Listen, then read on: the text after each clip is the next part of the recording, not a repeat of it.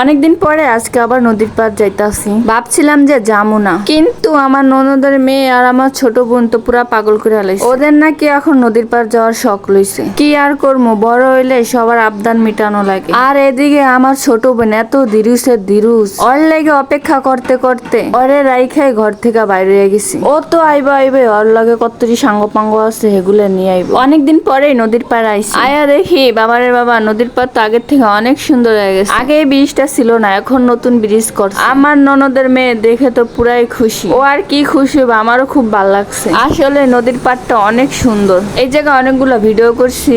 আবার আমার ননদের মেয়ে কইতাছে আন্টি করা ছবি তুলে দাও। আর আমার বোনের লেগে দাঁড়ায় থাকতে থাকতে অবস্থা শেষ। আল্লাহ জানে আমার মায়ের আরে কই থেকে যে টোকাই আনছে। অবশেষে আমার বইনে আইছে তার দুইটা বান্ধবী নিয়া। কি আর কম আমার বোনের কথা, ও যেমন ধীরুস ওর বান্ধবী গুলো এমনই হয়েছে ওর মতন। আমি প্রথমে মনে করছিলাম ওর একটা বান্ধবী আইছে, তারপরে দেখি মা গো মা, একটা না আরো অনেকগুলো বান্ধবী লয়ে আইছে। মানুষ একটুখানি হলে কি হইব, বান্ধবী আছে এক গাছ। যে বুড়া বুড়া বান্ধবী নিয়ে আইছে, কি অবস্থা, নৌকায় বসারও জায়গা নাই। কোন রকম গাদায় গাদায় বসলাম, অনেক কষ্ট করে নদীটা পার হলাম। মানুষ হলো একটুখানি, বান্ধবী হয়েছে কত বুড়া বুড়া। আমার থেকে ওর বান্ধবীর বয়স বেশি। নৌকার থেকে নামার পথে ছোট্ট মিনি ঝর্ণার সাথে দেখা হলো। মোবাইলের থেকে ঝর্ণাটা কিন্তু সরাসরি দেখতে খুবই সুন্দর ছিল। আর এদিকে দেখেন পাথরগুলা। এই পাথরের পাহাড়ে আসলে মনে হয় যে কোনো এক পাহাড়ের দেশে আমি তো এই নদীর পাড়ে অনেকবার আইছি, কিন্তু ওর বান্ধবীর ঢং দেখেন মনে হয় কোনোদিন নদীর পাড় দেখেই না। প্রথমবার আইছে তো তাই অবস্থা।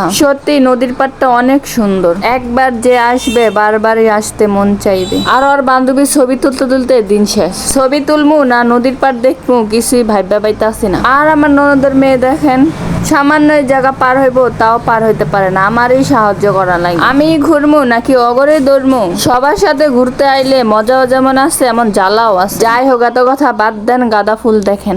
এই গাঁদা ফুল দেখা আর আমি যে চুরি করবো না এটা একটা কথা।